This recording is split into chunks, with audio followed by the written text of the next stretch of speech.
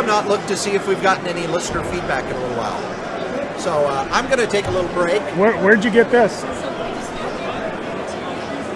I'm taking about a 5-minute break. Check that out. Some of the cool art that's here.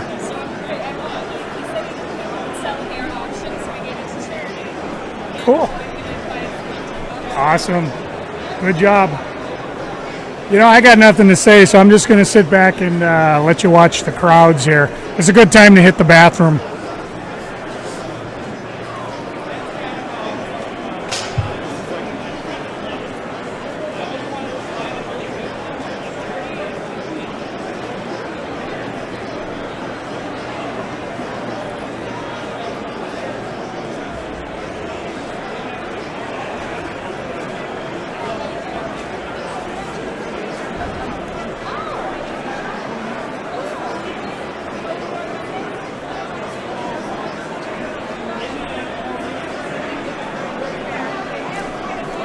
I don't know if you heard, speaking of Kray, sad news.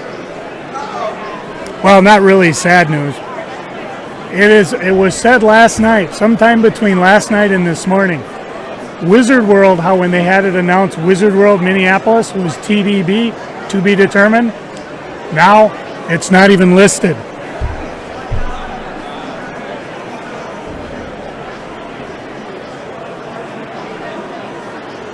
Warned you not to fuck with us. We destroyed you. 5.3 million you lost. Look at that crowd. I got a Kevin Swervo action figure for $6. You could have had it, but you're at home watching this on YouTube instead of being here. And they didn't have it at Wizard World now, did they? Wizard World crushed them like fucking bugs. Well, to be fair, their business practices probably buried them. A 4-point-something million lost? Eee.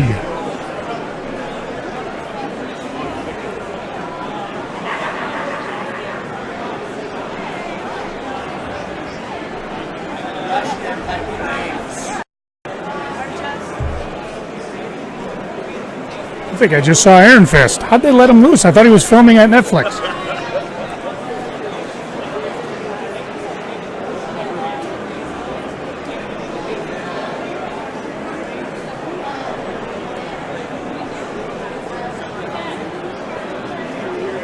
What? I'll be right back.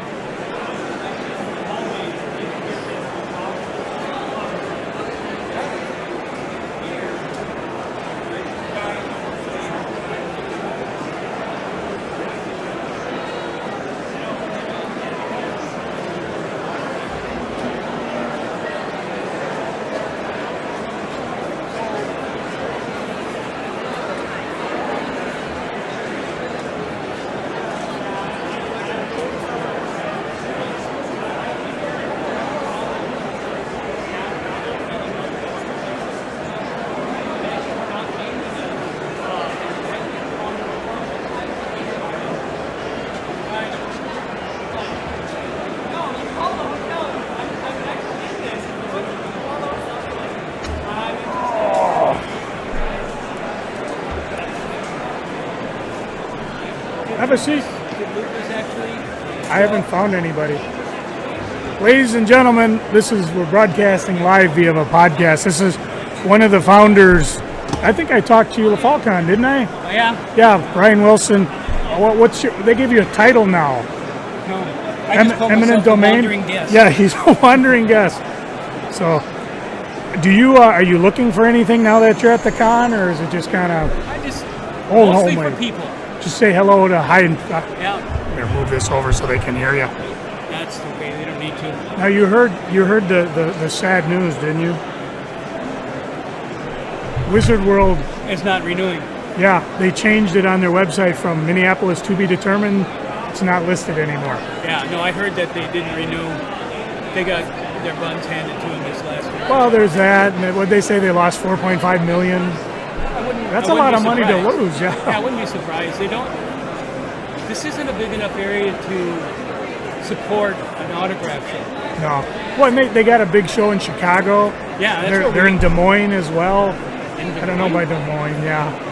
Really? So yeah, they are. Maybe they have the same deal. They got like 3 years, and then they just could be cut it back or whatever. But yeah, they were doing a while back. They decided to do this big splash where they're going to go out all over the place and just crowd out everybody else and just become the show. The show. And it didn't work in Seattle. It didn't work here. Yeah. Well, and as we've documented on our podcast, we weren't exclusive. We were like, yeah, no problems. We'll do, you advertise us, we advertise you. They wanted to be hardball. Well, trying to be charitable. They made a couple large mistakes when they didn't tap into a cooperative effort. But mainly, they came in on Free Comic Book Day. Free Comic Book Day. Which is the local retailers' biggest days of the year. Even when I had my little shop, I got two Free Comic Book Days in. I made more that one day that I did the entire week. And you do a place like The Source where they get the one of their rare sales and they bring in the superhero people. That's a major event. 6-7 guests. Oh yeah. I mean trying to get into their store is crazy. Yeah. No, the whole idea it's just too expensive for this area. Yeah. And the people who are into that stuff will go to Chicago. Chicago's not that far. Yeah. Very true. They want to do the big Wizard show with all the big name guests because they can pay $200 to get an autograph and a picture. I got to admit, when I worked in Vegas for 3 months with TSA, and I went to a Star Trek con, and it's like that. You get in, you pay $50 to get in. Every autograph almost is like $20. Whether it's some guy who appeared 5 seconds as a Klingon, you really want to pay the money to go see the captains. It was like $300 to see Shatner. It was $200 to see Decay. $400 you're guaranteed an autograph from all the next gen crew except Stewart, who wasn't there. But that's Vegas. Yeah. And these guys probably drove across the desert to Vegas or got flown in or whatever. No, so. The first year here, they had Nathan Fillion. I'm a big Castle fan. I wasn't going to pay $200 just to come up and say, hi, thanks. Get an autograph, a picture, or whatever. Yeah, and then go away. No, if you would say I could go have dinner with him, Or, that was $1,000. Well, if it had been her, I might have been, but Now, people don't know this about you. Nobody knows this about me. You're big. You're like the biggest Lois Lane fan we know. Yeah, probably. What are some of the art pieces that you've gotten? Well, I've got my main piece is the convention sketch I got of Lois from Shafferwood. Oh wow! I think you showed that to me. You were showing that last year. Well, it's the lead piece in my books and stuff. Mm-hmm. And I've got a couple pages that Swan had done of some, with Lois. And you've got all the comics, right? Yes.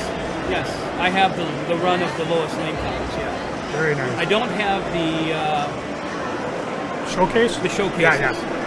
They're a little out of my range. So when you come here, is there anything you're looking for, or you just kind of say hi? I used to really mind conventions for sketches. Hey, do me your version of Lois Lane. Do me your version of Lois Lane. But it's really hard to get to these guys and have any time. These guys are locked up you know, right away. And most of the locals I've already gotten from. Oh, hang on a second, young lady. Come over here. What are you donating money for?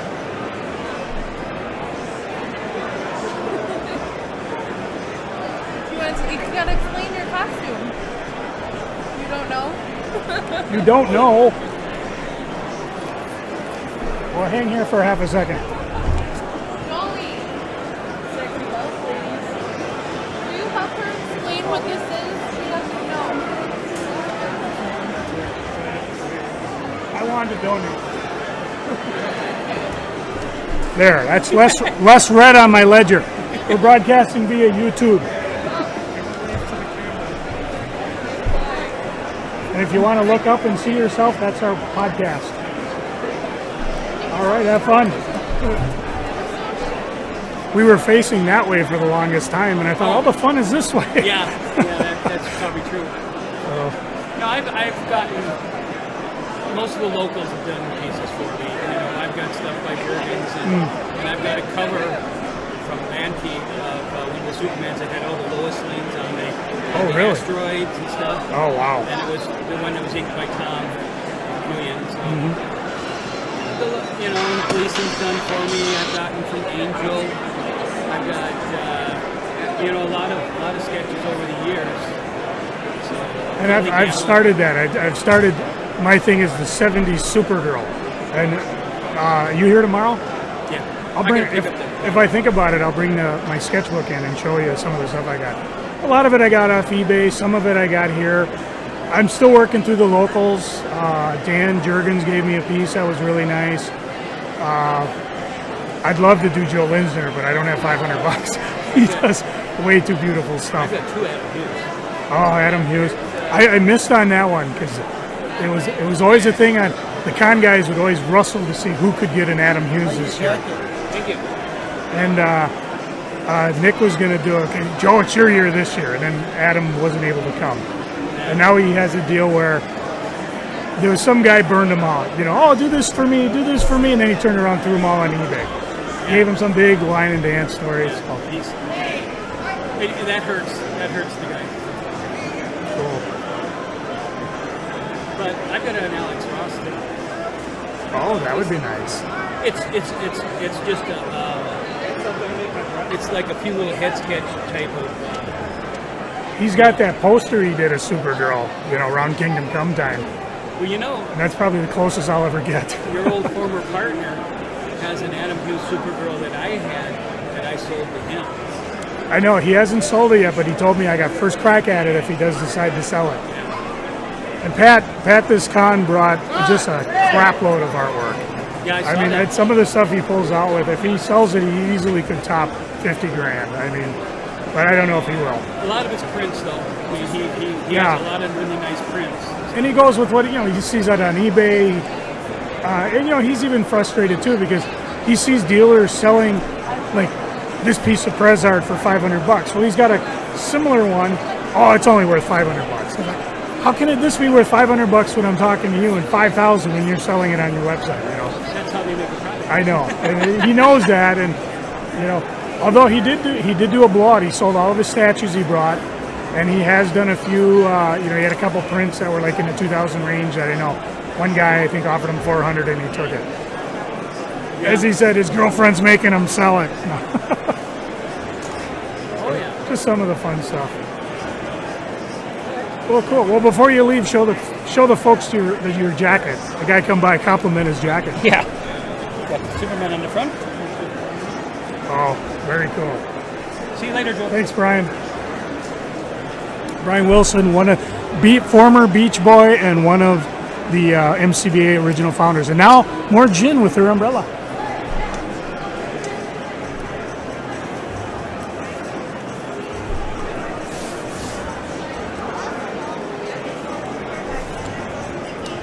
Fortunately, the weather's nice today. Sunny, cool.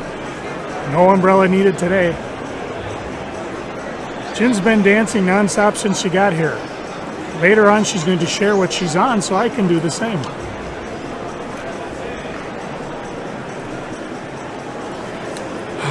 Just like that, she's gone.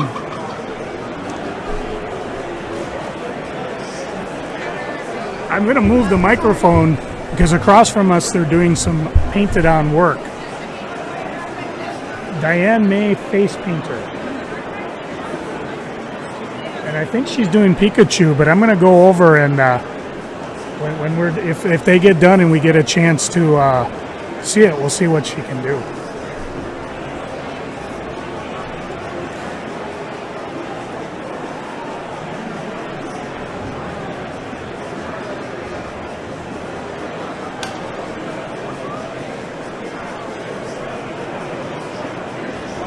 How you doing, Joel? You got your mic out for it. This is live on YouTube. So if you were supposed to be, he was sick at work. You did not see him. How you doing? Living the dream. How about yourself? I can't say that. My podcast partner decided he wanted to broadcast live. All right. Yep.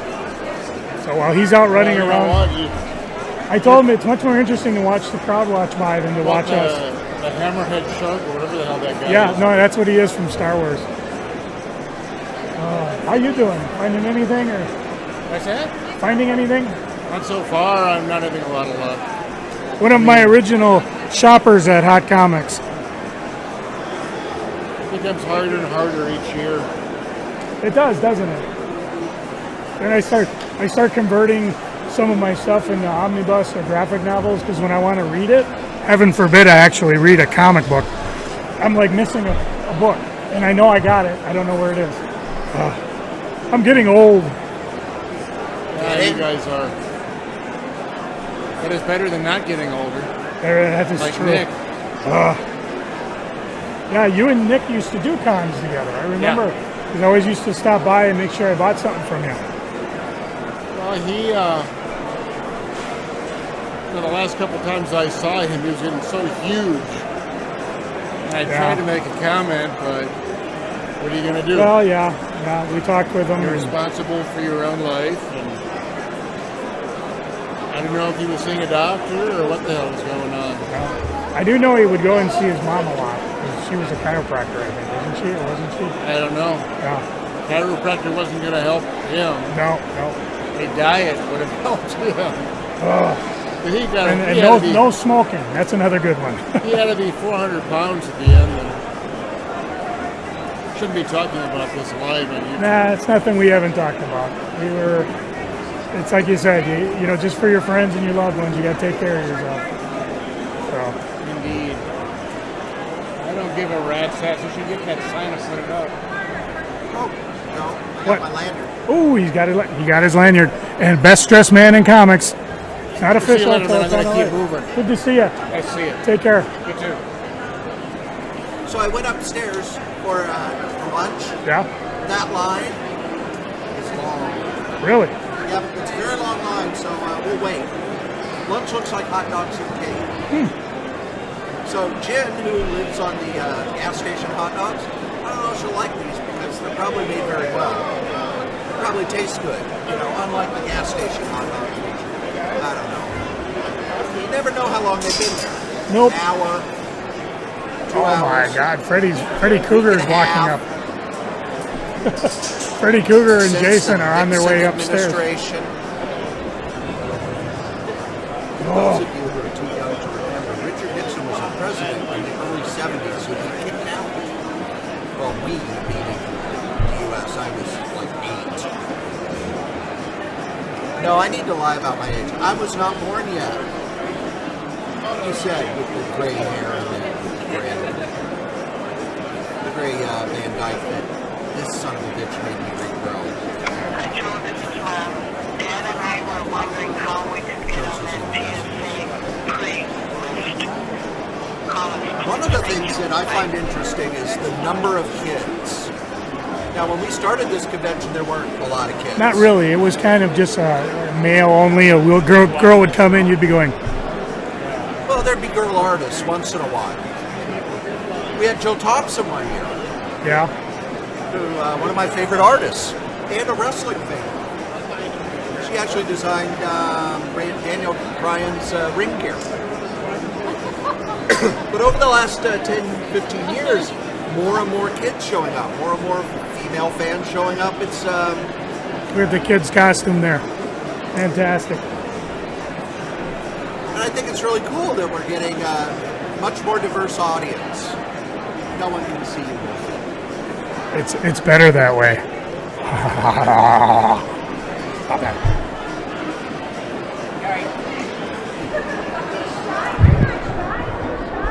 Hold on, okay, there. Now that people can see that Wolfie is here. Wolfie's dominating.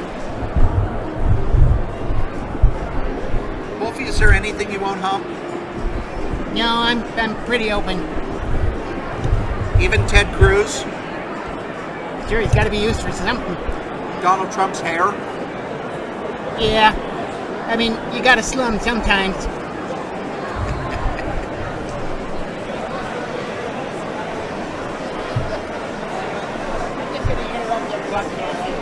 That's fine. That's good. There we go. Just see the people walking by. Dan, if you want to come over, I got a couple more questions. Oh, how are sales? Yeah, sure. Okay. I'll wait until Jill's going to go. Okay, because she's the one who knows. And she's much more attractive. Yeah, send Jules over.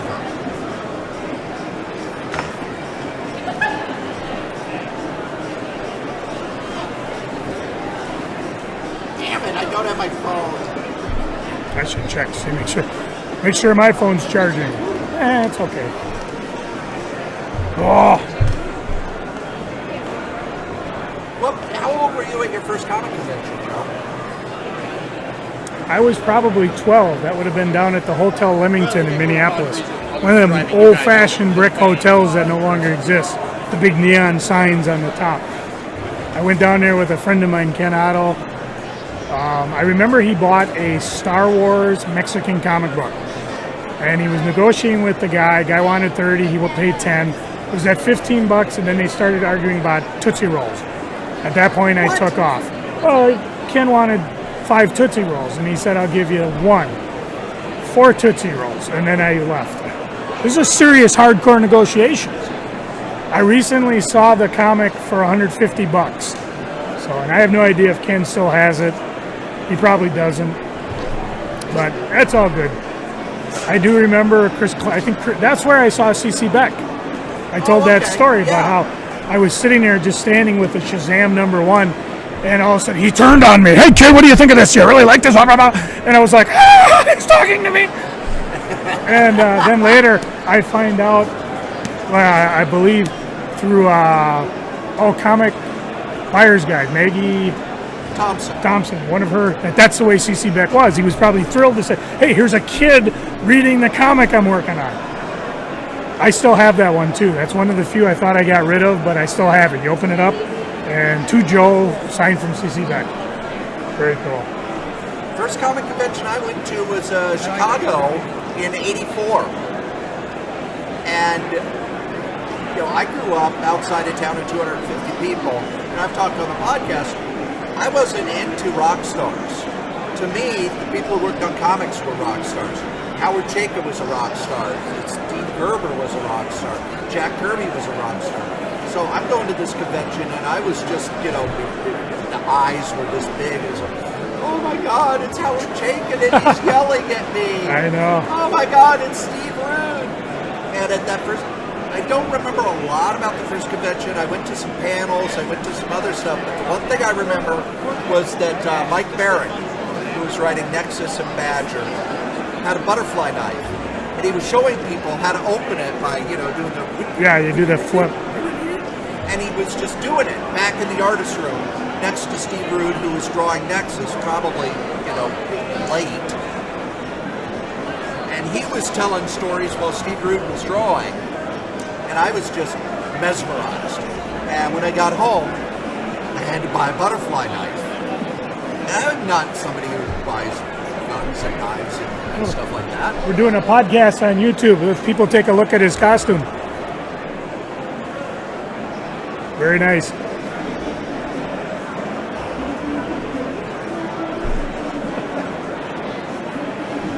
It's all good. No lines. Oh, you're just one of the guys in the background? No. No. Luke had Luke no lines. Skywalker. I don't have any dialogue, so I can't really say much. I'm a derp. And if I didn't even Lucas get sees that. this, he's going to kill me. Yeah. We'll edit that out Good later. luck, boys. This is live. You heard it. We got Skywalker's first lines. I don't even know the name of the next movie. Has Episode anybody 8. seen my hand? I did Ray handed see. me the lightsaber. She didn't bring the hand. What was it? That one guy, Ken, the tech, Oh, Matt. Matt. Yeah, he came by. He was looking for you. There's a little one, too. I haven't seen him yet. Yeah, I'll there's have a to little look for kid. him. He's like this big. That'll be great. Hang on a second. I don't know what he's doing.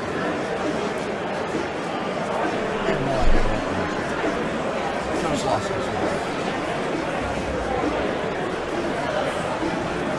I'll wait for him to get back in this. Okay, I got somebody over here. We're doing this live on YouTube. And what happened was the way the camera was, we got you with your back to us. And I had mentioned that Diane was doing the artwork. I just wanted people to see what she had done. And if you ever want to show your friends, we archived this. It is sometimes rated PG, just so you know. PG-13. Yeah, sometimes. So, but we're trying The to. artist over there who's dancing, when she talks, she swims on the sand. Yeah.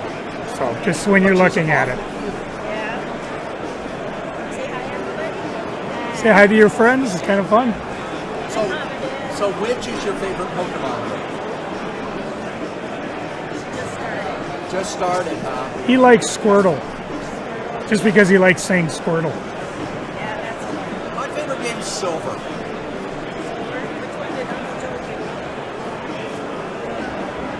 Never told me. Just turn on a random Pokemon game. So do you read any comic books? Sometimes. What comics do you She's read? got some. Oddly normal. Yeah, Oh, okay. from Otis You should go Frampton. down and see Girl Scouts. You should walk right down there, tell them we sent you. Girl Scouts is a real cool comic that's coming out, and they've got the first issue of Special Friend just for you. All ages, which means Joe can read it. I can, and I do. You can read it too, but it's safe for Joe. I get too excited sometimes. I'll read something scary and be up all night. That's not scary, is it?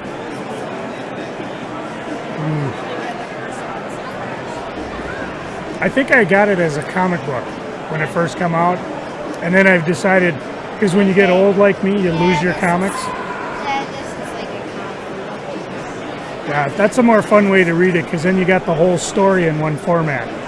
Like I'll be reading issue 1, issue 2. I got issue 4, but I don't know where I put issue 3. Don't get old, stay young. Plan. All right. Well, have fun. Thanks for stopping by. Cool. And we got some more face painters going. Just the way the camera goes. Here comes one of the oldest beings on the planet. I'm going to let Joel have a seat. Yeah, have a seat. No, another time. I'm running upstairs. He's a professional. We just tried it. It was a long line. It's a long line. Oh, it is? Yeah. A big seat for what? Are you recording right now? No, it's actually live. It is. It is. And Joel Thingbaugh, what haven't you done? You're an actor. You had a comic shop. You've worked at cons as a dealer. Well, see, the way that it all started, which would be a great podcast just to begin with, was Dave Merz took an ad out in the Comic Buyer's Guide talking about comic books as art. Mm-hmm. Kind of started interest in Minnesota. This was like in 1971. He's not taking my picture. Yeah. And He's taking Jen's. I wrote Dave this real long 4-page letter about comics is not art, it's a business. And our friendship was born then. But it all started with Dave got a bunch of people enthusiastic in town, and they met in his backyard. And there was some guy who had the bright idea that said, you know, we should all put $25, every one of us, in an account, you know, so if someone finds a collection, they could buy it. And then, of course, it was who gets what comics or what, you know. But from that, it went to like the Sheet Metals Worker Hall, which was the first convention in 1972. There was probably like 100 people there. Oh, that's better than me talking. Yeah, but we can still hear you. I know, That's the best part. it was called the Milk and Cookie Convention because all these people showed up like 7 o'clock, and Dave and his wife thought that they would need food, so they had free milk and cookies, even though the kids would pull out wads of 5s and 10s, you know, to buy comic books. And then from there, it went on to the first big convention in 1974 at the Curtis Hotel, 75 thereon. But where comic conventions really started was slightly before that, at the science fiction conventions. They would always have a dealer's room, but science fiction fans never cared about dealers to that extent. They were there for panels, lectures, meet authors, sword fights, things like that. And then finally, someone convinced them, well, instead of paying, you know, $20, which was a lot back in 1969, 70, which, you know, compared what they charge $100 now, I think, the dealer's room would be free. So anyone could come in the dealer's room, and there was always 4 or 5 comic dealers there. And that slowly expanded to all of a sudden, hey, we have enough to do a comic convention, which was more, sadly, dealer-oriented compared to the science fiction show, which, you know, they took sleeping rooms, they bought all 400 rooms at the hotel and everything. We were just talking, I think the first con I went to, and you probably could date it, the Hotel Leamington. Yeah. C.C. Beck was at it. Right. Dave did conventions in 74, 75. In 76, he decided not to do it, and a fellow named Scotty Prost did one at the Curtis, which Bob Selvig from Comic City kind of bankrolled, but Scotty ended up not paying the Curtis for some reason. And then I came back, my life was more organized, and did one in 77 at the Hotel Dykeman, whose claim to fame was that was where Wally Carbo and the Wrestling Association had their offices and everything, but it was dumpier than the Andrews Hotel. And then in 78 we returned to the Leamington. We got to the Leamington, and we were at the Leamington checking people in, and this little guy comes walking up to the table, and he says, "Hi, I'm C.C. Beck." And we're going, our mouths drop open, you know, and it's like, C.C. Beck, he just showed up at the convention. And we said, you know, well, great, that's fine.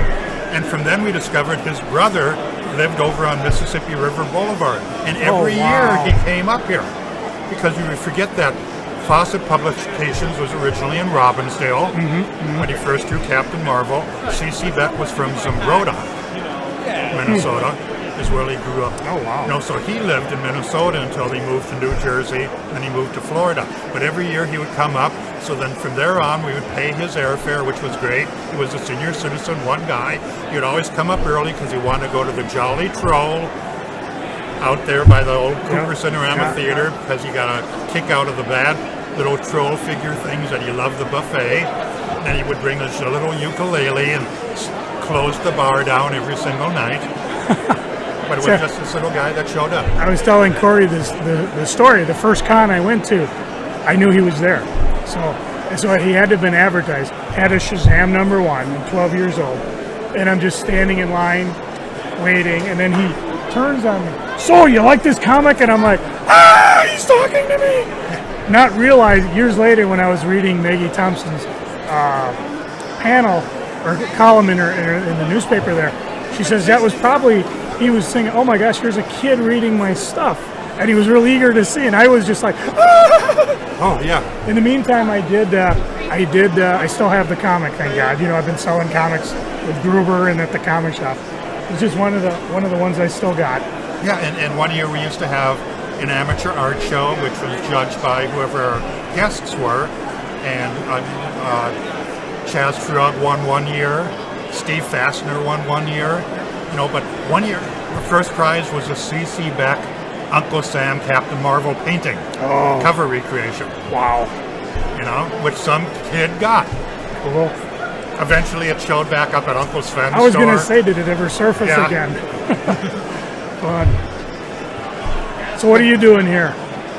I'm just I have all the films of Christopher Mim, who does really bad 50s tribute type films, like the giant spider and the House of Ghosts. How about the one you were in? Insectula, I would be pumping Insectula, except that it just got taken down because he sold it to someone bigger who's going to do something with it. You can still stream Insectula off of Amazon for probably another month. Sure. But hopefully it will eventually end up at some of your finer establishments like Walmart or on one of those Roku channels.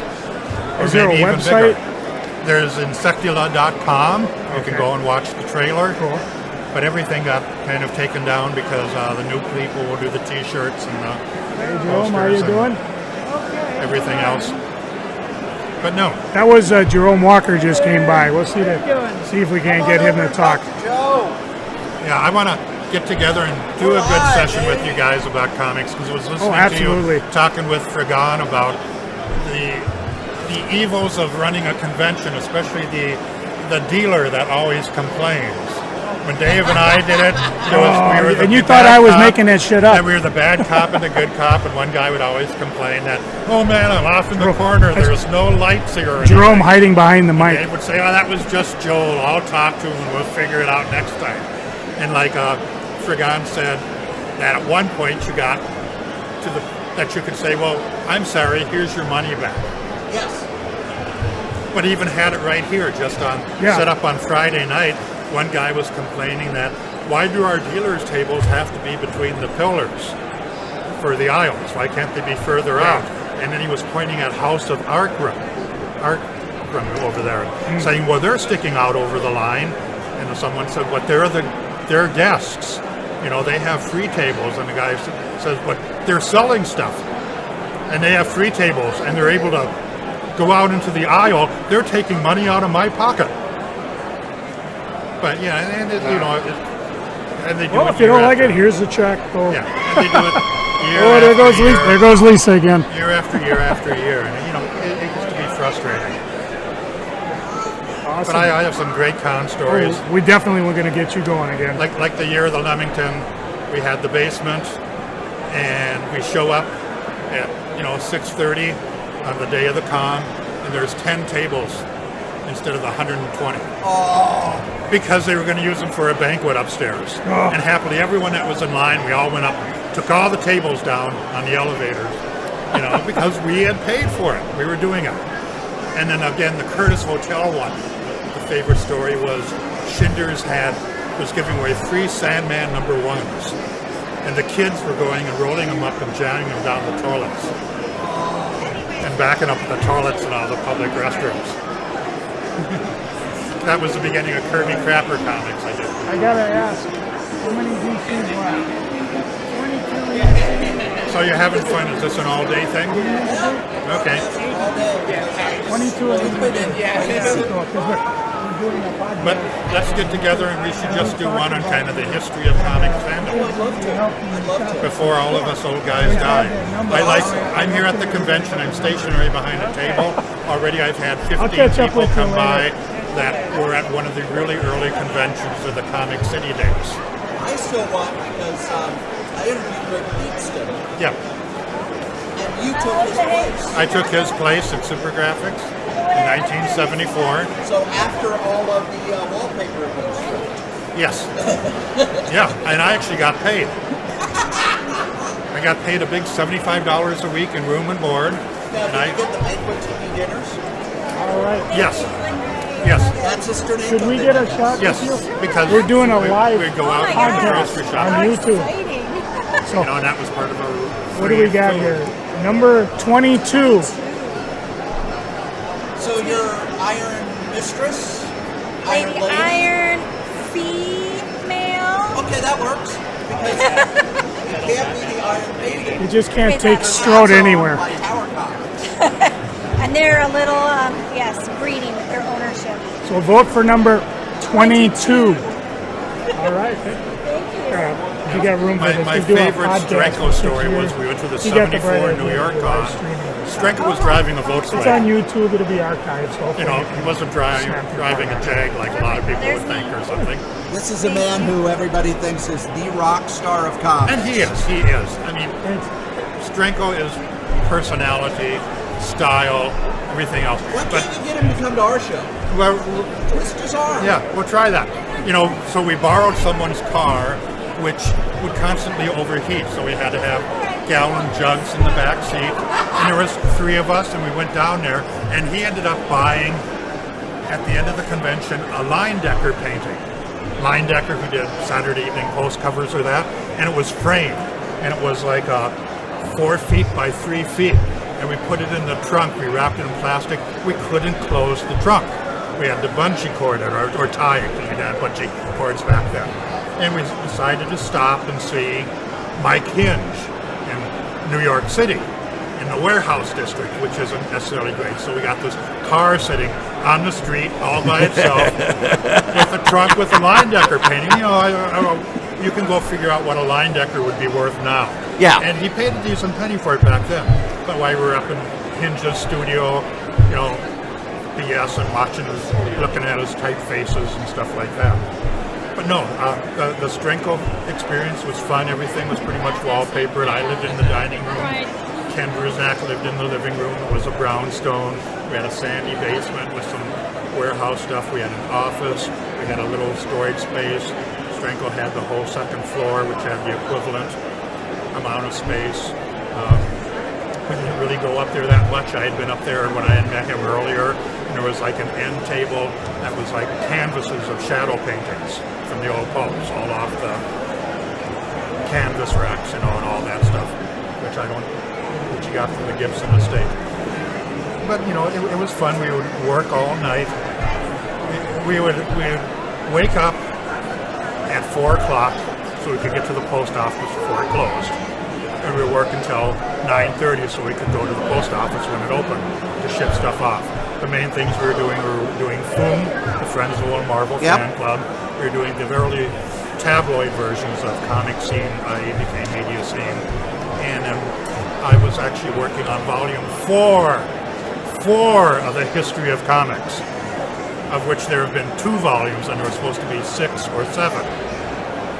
And I was working on the Bureau Boy chapter. I was reading, you know, Boy, Crime Does Not Pay, all of this stuff, and doing stuff. So which is going to come out first? A new work by Harlan Ellison or something from Well, I was going to say Dangerous Visions 3 or History of Comics 3. Right. Which one? I have no idea. I always like, you know, Strenko and Harlan Ellison are 2 guys that everyone wonders, how do they make a living? You know, but they did invest in their real estate. They do what they want. They have figured out ways to market themselves. Yeah. And, you know, themselves. he still does paintings and stuff for commissions and everything. Yes. And Harlan, Still, you know, you write for Disney, you write for Paramount, you're going to get residuals. yes, yeah, Especially if you're Harlan, because yeah, he knows what he's doing. right. They both do. Yeah. You know, they both are doing what Prince did big time. Yeah. I think that's one of the things about comics. We get into the business of things, and it's a lot of people who get into comics just think of it as a paycheck, when really you got to think of it as a career. It's not just you drawing stuff. It's you need to learn how to market yourself. You need to learn how to take care of your original art. You need to learn how to make money off that, how to be a showman at conventions. Right. You know, we've got lovely and talented Jen Wicked here who's coming back, and she knows the business end of things very, very well. Right. And that's going to, if more artists knew that, we would hear less stories about, you know, the guy in his 70s who, you know, needs help. Right. The pain is that it's still a business in which there are only X amount of jobs, and it all depends on how things sell, how things are marketed and all that. And you know, I run into that with the acting business, and again, I tell actors that you have to brand yourself. I have branded myself. You know, I used to be young and thin and, you know, and stupid and all of that kind of stuff, and good looking, and now I'm old and fat and can't see, but I brand myself. And stupid. Yeah, and I brand myself as a character, yes, a face, a moment. Yep. And people remember that. So if you need 5 lines in a movie, you need a drunk in an alley or a drunk at a wedding, I'm your man. You know? Well, and the other thing is, they always said this about Reagan, because I've seen Reagan movies, and he's you you know, he's terrible. Right. But why do you keep hiring him? He shows up on time, he knows his lines, and he's sober. Right. And that was the same way that it worked with the comic book industry. You got the pages done, you did what had to be done. You know, we forget some of this stuff. I don't know if it was on your page, was reading about, you know, the rights of artists to have their originals back and everything. We talk about that a lot. Right. You know, but still in the greater scope of things, and I'm not against, it was production art. Yeah. You were told to do this, it was handed to someone else, so it was, in a sense, property of a company. Yep. Just like when you do storyboards, like Neil Adams Continuity would do storyboards for this product or that, the advertising company is keeping them. Yeah. You know, they may not be doing anything with them, they may throw them out, you know, so why not give them back to the artist? But it's nope, you signed a contract that said you will produce this piece for us. Yes. And as much as I hate Vince Coletta's inking, he got a lot of work because He got it. shit was done on time. And no one thought it was ever going to be reprinted. And the other thing was he could take a D penciler and make them into a C+. Yeah, but again, The problem was he would take a penciler and bring them down to a C+ as well.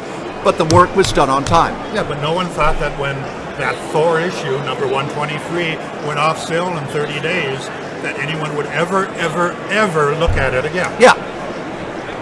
Although Marvel always was reprinting stuff.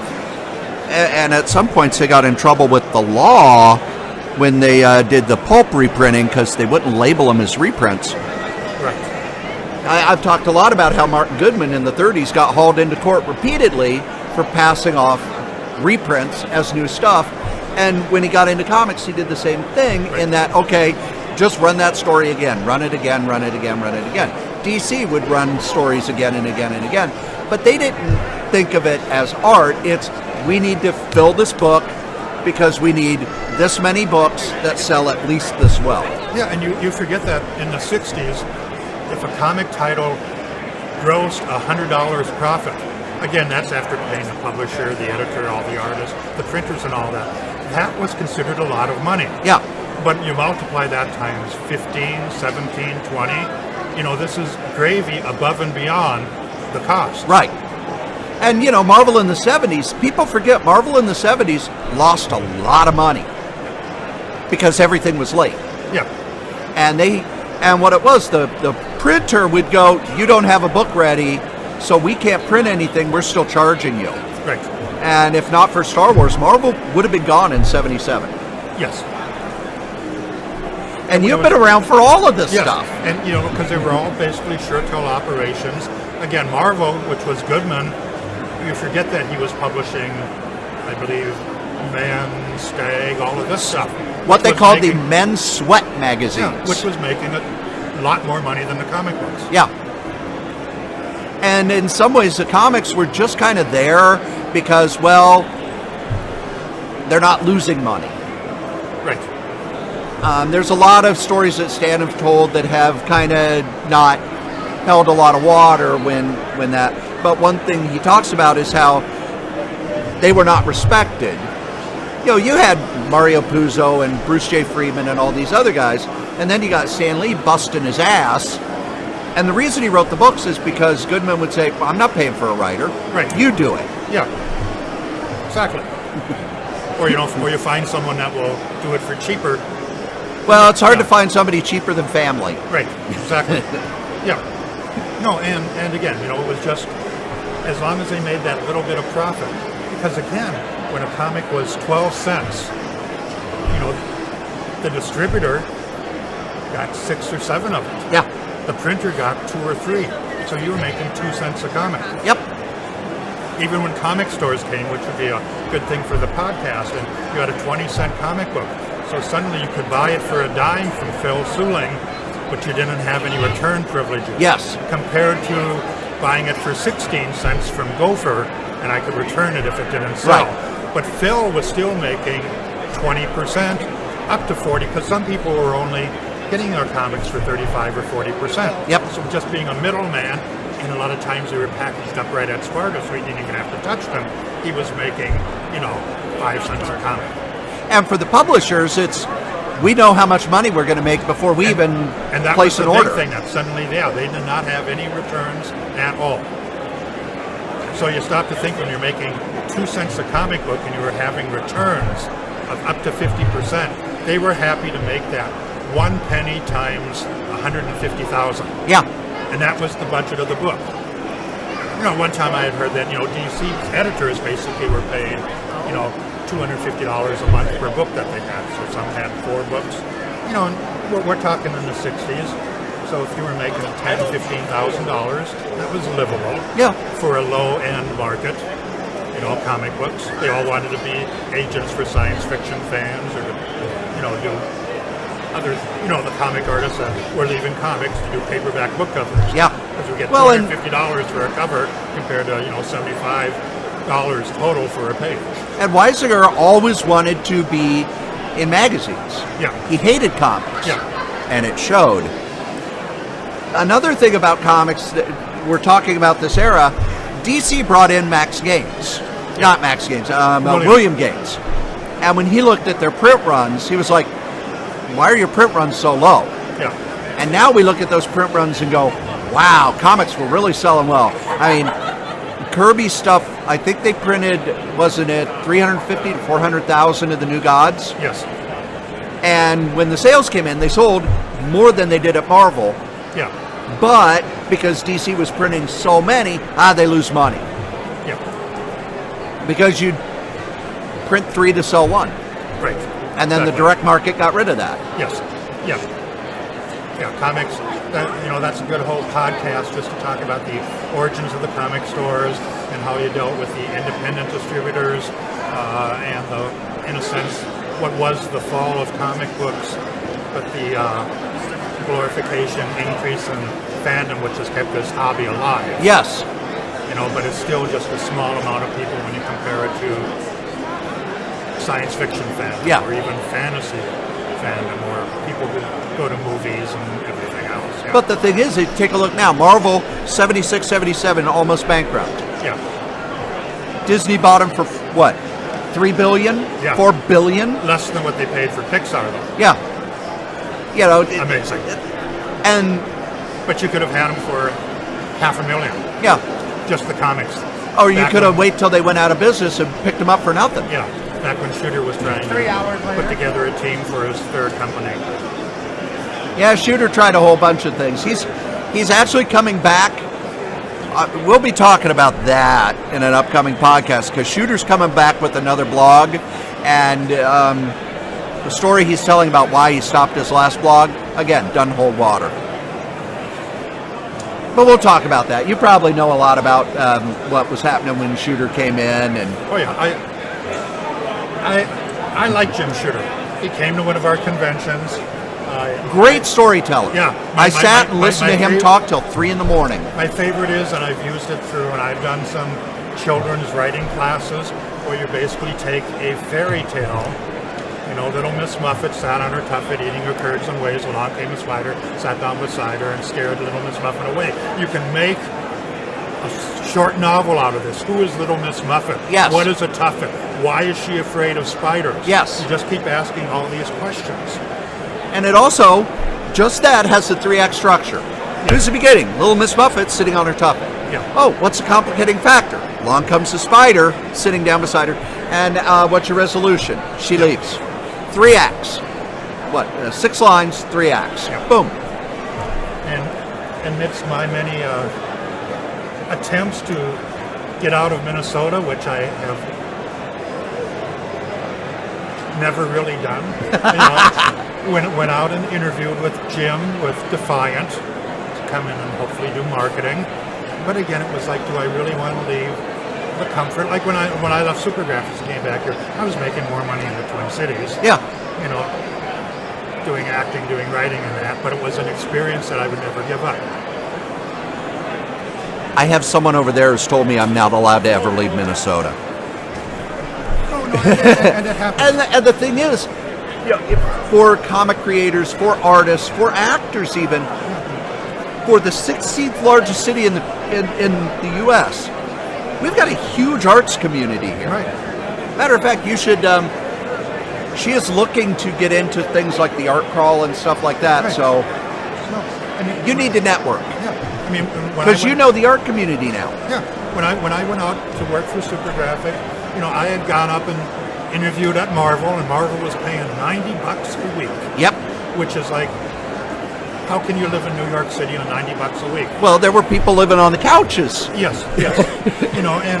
I hear those stories and it blows my mind that, oh yeah, I couldn't afford an apartment, so they let me sleep on one of the couches in the office. Yeah. There's no way you could do that now. No way. Yeah, I mean, I was doing 250-word movie reviews here in town for $30-40, more than what you get paid to write a comic book story. Yeah. And I can't tell you what's harder. To me, writing a comic book story was harder than writing, critiques and news articles and things like that. But that's why you had guys like Len Wein writing 4, 5, 6 books a month. Right. You needed to do that to survive. Yeah.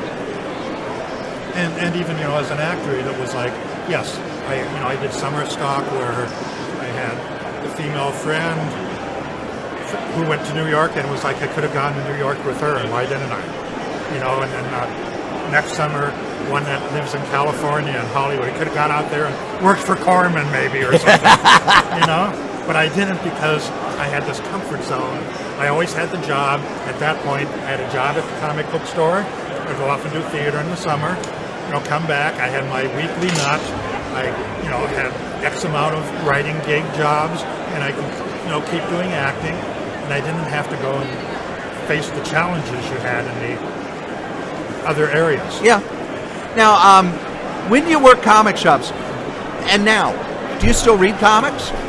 No, I don't read new comics. But older comics? Yes. Who's your go-to artist, writers? Well, I'm a Marvel zombie, a child of the Marvels. Kirby, Ditko, of course, Steranko. I love the 60s Marvels, and my guilty pleasure is DC War Comics. Okay.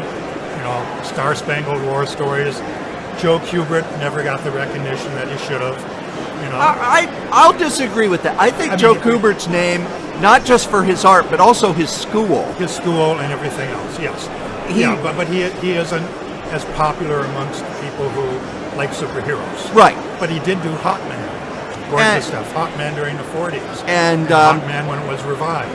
And Dark Horse is reprinting his Tarzan stuff. Yes. In some really beautiful volumes. Yes, his Tarzan is fabulous. And we're talking about an artist who knew how to, Kirby, there was a, what do you call it? His pages popped, there was power, they were vibrant. Kubert had emotion. Yes. He didn't put toes on feet or finish fingers, but the eyes were there. If the hand needed to be there, it was doing something. If the figure was doing something, it was. Yeah. But he didn't always finish the drawing because he didn't have to. Right. Now, Ditko stuff, it's funny to me that fans around my age were already, I don't like Ditko, I don't like Ditko. What is it about Ditko? Because Kirby has the power, Kubert has the emotion. What is it about Ditko that you always go back to? Kirby, Ditko had the storytelling. He also had the emotion. Unfortunately, all these figures, faces, everything looked like they were, streets of New York City, and cleaner streets in some ways. Yes. But Ditko was a cartoonist. Yes. He was a satirist. He drew comics not as a realistic comic, but as, it's art. He took that one little step, but he was using the things that he remembered most. Kirby did the same thing too. He would fall back on the same faces and all that. Gil Kane, same stuff, and Gil Kane would do shorthand. You notice all the artists of that period, if they didn't have to draw a face, they wouldn't. Right. They'd draw one face a page, one hand a page, or they had the inker. But, Ditko, he had the fingers. The Doctor Strange, it seemed like it was 3D, but it wasn't. Yeah. None of his characters were really pretty, but they weren't ugly. Right. That was one of the things when Romita came on Spider-Man, he smoothed it. He made everybody look like they were in a romance comic. Ditko, people looked gritty. They looked more real. Right. You know, Peter Parker was this gawky kid, although Ditko, as it went on, Ditko aged him. Yes. Not just, by, now he's, a senior in high school. He aged him by making his body look more like, okay, this is a 14-year-old, this is a 15-year-old, this is a 16-year-old. Ditko thought of that stuff. Yeah, but he forgot that Bobby socks did disappear at some point. Right. But they would keep staying there, or push-up bras. Or... Yeah. The other thing about Ditko was his philosophy kept infusing into his stories and his art. And while I strongly disagree with his philosophy, the fact that he does that, to me, elevates his work. Yes. Rather than just, here's a bad guy, here's a good guy, they're going to fight. It was more, crime is anonymous because criminals are horrible people, and the hero must be valiant, and the hero must not do certain things. Right. And his faces were, again, like Kubert. Kubert did fantastic faces, the little eyebrow, yes, the smirk, and that they alone would tell you. And it started with Ditko in the 50s with the horror comics and everything. The other thing about Ditko, you talked about the storytelling, the master of the 9-panel grid. Yes. You look at a comic artist now, they probably can't do a 9-panel grid because they're having to put in all this extra stuff. Ditko only put in what you needed. Right, and a lot of people didn't like it because he stayed in that standard format compared to what Gene Colan broke away from, let's say. Although Colan, I love Colan's art, do not get me wrong, but I'm of the opinion that anytime the artist has to put an arrow to show you what panel's next, they failed as an artist. They failed as a storyteller. And Colan had to do that mostly because he was trying to be more cinematic, whereas Ditko, as you said, he was a cartoonist. The page is the page, and I'm going to use the page. Yes. Well, I got to go and grab a pork sandwich before they're out and get back to my table. All right. Wonderful to have you. Yes. We'll have you on for a long conversation here soon. We got to, just talk about different things because I was there at the beginning of the comic stores, and I was just talking with someone about when the comic stores first came in, we didn't have hot comics. No. First hot comic was probably Howard the Duck. I thought it was Shazam #1. No, but the one that all of a sudden Howard the Duck, so you had to go back, and it drove up the price of Fear. Yeah. Shazam was marketed hot comic, but even then, if you were reading Spider-Man and they changed the artist, you stopped reading Spider-Man and you brought all your copies in and sold them back to the store because you weren't going to buy Spider-Man anymore because it got wrecked. Yeah. Or Superman. So a store thrived on stocking back issues of comics and just selling them as a convenience to people who were collectors who were looking for certain things. And the whole idea of a trade paperback. I remember as a kid, you had the origin of Marvel Comics. Yes. It was all comics should be like this. I would just go every year buy, here's Fantastic Four 1977. Wonderful, great. Now that's a reality, and it's changed the industry. Yes. Well, again, thanks for stopping by. Have a wonderful convention. Always great to talk to you, Joel. But I loved your story about the dealer driving you crazy. And again, real quick, again, when Dave and I were doing conventions, one of the first ones Dave did, it was like someone was supposed to be watching the art show and they walked away to go to a panel, and we had Golden Age art by Chet Kozlak on the table, And so eventually we just got family members who didn't care about comics. So we slipped them $20 to watch the art room, or the wives would take admissions or stuff like that. Because comic fans were just oh wow, I want to go look at that. And 2 hours later you'd see them again. Yep. Well, cool. Have a good con. Yep. That's Joel Thingvall. Joel's been around the Twin Cities comic world basically for forever.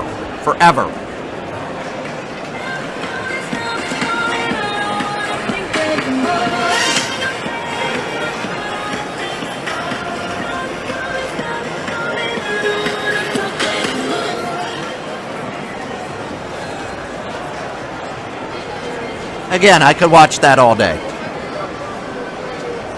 Joe has wandered off. Jerome Wanker came by, who's another dealer who's been around for a long time. Jerome is kind of well known. He is putting together a collection of every DC comic ever printed. And I think the last time we talked to him, he was under 50. I don't remember the exact number. It was on one of the episodes.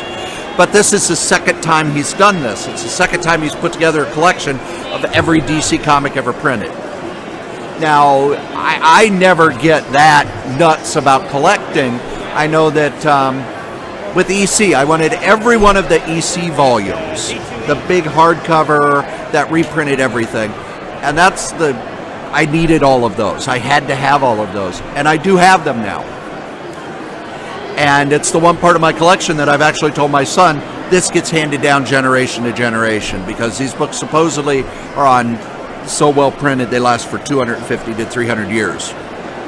I don't know how they could prove that. But I know when I was younger, I wanted every Fantastic Four ever printed. I wanted all of the Fantastic Four. And I was working on it.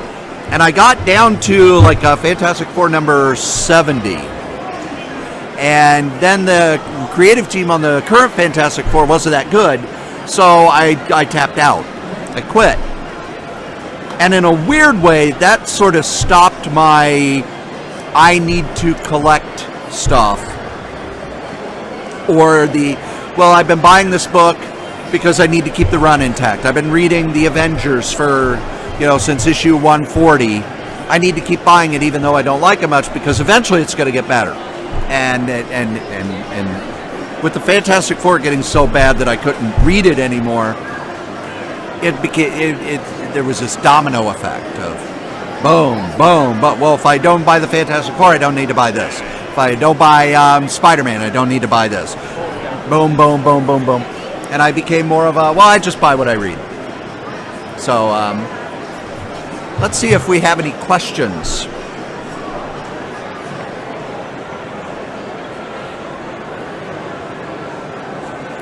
Any questions? Anybody asking anything?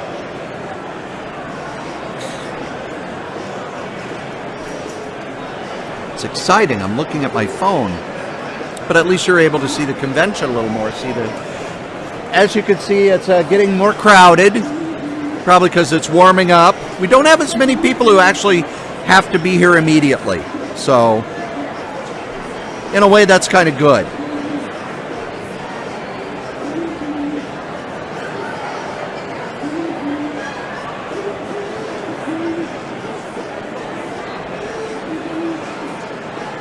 Here's a question I got. Excuse me a second.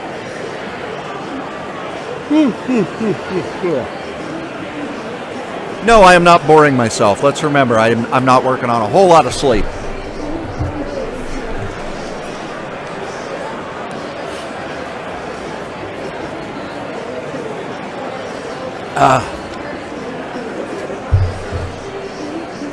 Question is, what is it about Jack Kirby that makes him your favorite artist? There are tons of things about Kirby that jump to mind.